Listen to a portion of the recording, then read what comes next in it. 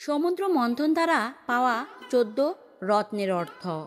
পঞ্জিকা অনুসারে প্রতি বছর কার্তিক মাসে কৃষ্ণপক্ষ একাদশীর দিন ধনবন্তরী একাদশী পালন করা হয়, কারণ এই দিন সমুদ্র মন্থনের মাধ্যমে ভগবান ধনতরী প্রকট হয়েছিলেন এবং এই দিন ওনার বিশেষ পূজা করা হয়।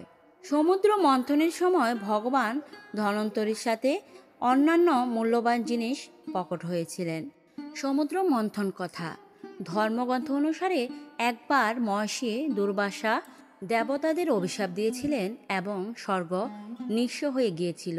তখন সকল দেবতারা মিলে ভগবান বিষ্ণুর কাছে গিয়েছিলেন এই অভিশাপ থেকে মুক্তির উপায় জানার জন্য। তখন ভগবান বিষ্ণু দেবতাদের উপদেশ দেন অসুরদের সাথে মিলে সমুদ্র মন্থন করার, এবং এও বলেন সমুদ্র মন্থনের দ্বারা উৎপন্ন হওয়া অমৃত গ্রহণ করলে তারা সকলেই অমর হয়ে যাবেন। এরপর দেবতারা অসুরদের রাজা বলির কাছে গিয়ে বললেন এবং সকল অসুররাও রাজি হয়ে গেল। এরপরে বাসুকী নাগের দ্বারা মন্দরাচল পর্বতকে জড়িয়ে সমুদ্রে মন্থন করা হলো। এর ফলে ১৪ প্রকার রত্ন সমুদ্র মন্থনের দ্বারা পাওয়া গেছিল এবং সবার শেষে অমৃত পাওয়া যায়। এর বাস্তব জীবনের অর্থ হলো নিজের ইন্দ্রিয়ের প্রতি সংযম হওয়া, এবং ১৪ সংখ্যার মানে হলো ৫টি কর্মেন্দ্রিয়, ৫টি জ্ঞানেন্দ্রিয় এবং ৪টি ইন্দ্রিয় হলো মন, বুদ্ধি, চিন্তা এবং অহংকার। এই সকল ইন্দ্রিয়তে নিয়ন্ত্রণ করলে পরমাত্মা অর্থাৎ অমৃত প্রাপ্ত হয়।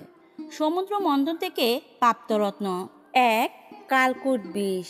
সমুদ্র মন্থনে সবার প্রথম এই কালকূট বিষ উৎপন্ন হয়, যা ভগবান শিব গ্রহণ করেন। এর অর্থ হলো অমৃত পরমাত্মা আমাদের সকলের মনেই উপস্থিত আছে। আমাদের সেই অমৃত পেতে গেলে সর্বপ্রথম নিজের মনের মন্থন করতে হবে। মনের মন্থন করার সময় খারাপ বিচার বাইরে বেরিয়ে আসে, যা এই কালকূট বিষ। পরমাত্মার কাছে এই খারাপ বিচারকে সমবেত করে মুক্ত হয়ে যেতে হবে। ২. কামধেনু গরু। সমুদ্র মন্থনে দ্বিতীয় রত্ন ছিল কামধেনু গরু। এই গরু ব্রহ্মবাদী ঋষিরা নিজের কাছে রেখেছিলেন, কারণ কামধেনু গরু যজ্ঞের সামগ্রী উৎপন্ন করতে পারত। এই কামধেনু গরু হলো আমাদের মনের নির্মলতার প্রতীক। মনের বিষ বেরিয়ে যাওয়ার পরে মন নির্মল হয়ে যায়। ৩. উচ্চশ্রবা ঘোড়া।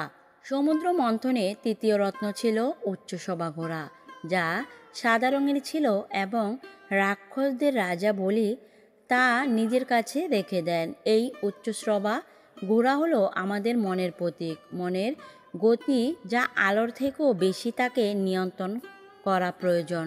মনকে নিয়ন্ত্রণ করতে হলে তার প্রতি কঠোর হতে হয়। ৪. ঐরাবত হাতি। সমুদ্র মন্থনের চতুর্থ রত্ন ছিল ঐরাবত হাতি, যা ৪টি বড় বড় দাঁত ছিল। ঐরাবত হাতি কৈলাস পর্বতের থেকেও বেশি উজ্জ্বল ছিল, যা দেবরাজ ইন্দ্র নিজের কাছে রেখে দেন। ঐরাবত হাতি বুদ্ধির প্রতীক এবং তার ৪ দাঁত লোভ, মোহ, বাসনা এবং ক্রোধের প্রতীক। তাই এই লোভ, মোহ, বাসনা এবং ক্রোধের উপরে নিয়ন্ত্রণ করতে হলে চমৎকার বুদ্ধির প্রয়োজন। ৫. কৌস্তুভমণি। সমুদ্র মন্থনে পঞ্চম রত্ন ছিল কৌস্তুভমণি, যা ভগবান বিষ্ণু নিজের হৃদয়ে ধারণ করেন। কৌস্তুভমণি ভক্তির প্রতীক। যখন মন শুদ্ধ হয় তখন শুধু ভক্তি থাকে, যা ভগবান গ্রহণ করেন। ৬. কল্পবৃক্ষ। সমুদ্র মন্থনে ষষ্ঠ রত্ন ছিল কল্পবৃক্ষ। এই বৃক্ষ দেবতারা স্বর্গে স্থাপন করেন।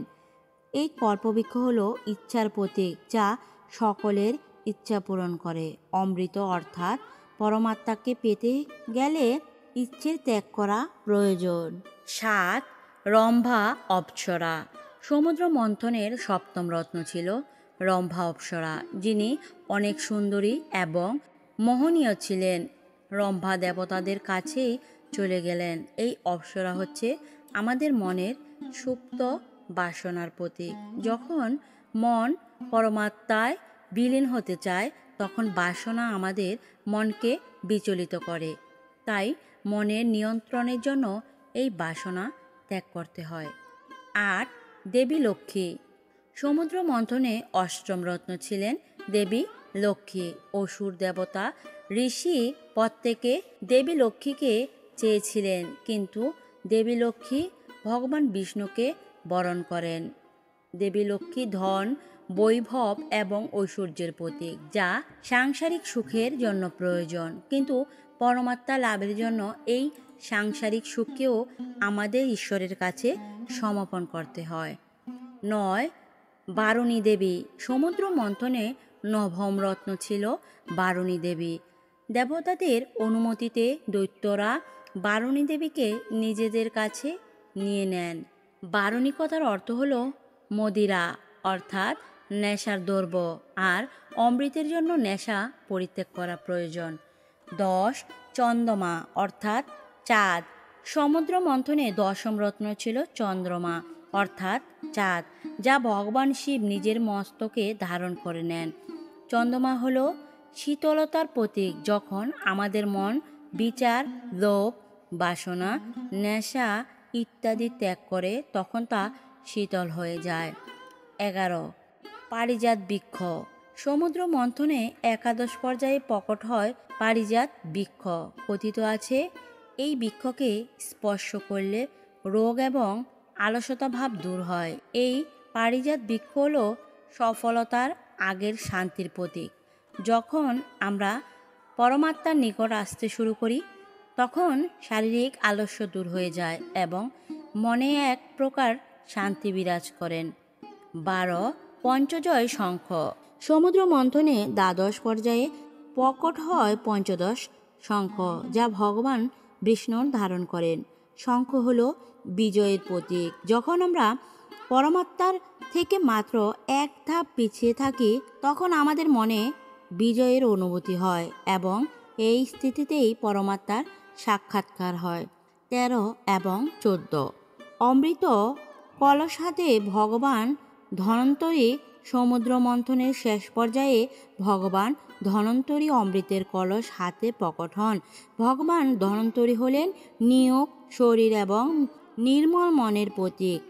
যখন আমাদের শরীর, নিয়োগ এবং মন নির্মল থাকে, তখন আমরা পরমাত্মার দর্শন অর্থাৎ অমৃতের স্বাদ পাই। এই চতুর্দশতম অর্থাৎ 14তম পর্যায়ে আমাদের অমৃতের স্বাদ পাওয়ার অর্থ হল আমাদের 5 কর্মেন্দ্রিয়, 5 জ্ঞানেন্দ্রিয় এবং অন্য 4টি হল মন, বুদ্ধি, চিন্তা এবং অহংকার। এই সকলের প্রতি নিয়ন্ত্রণ থাকলে আমরা অমৃতের স্বাদ অর্থাৎ পরমাত্মার দর্শন পাই। হরে কৃষ্ণ।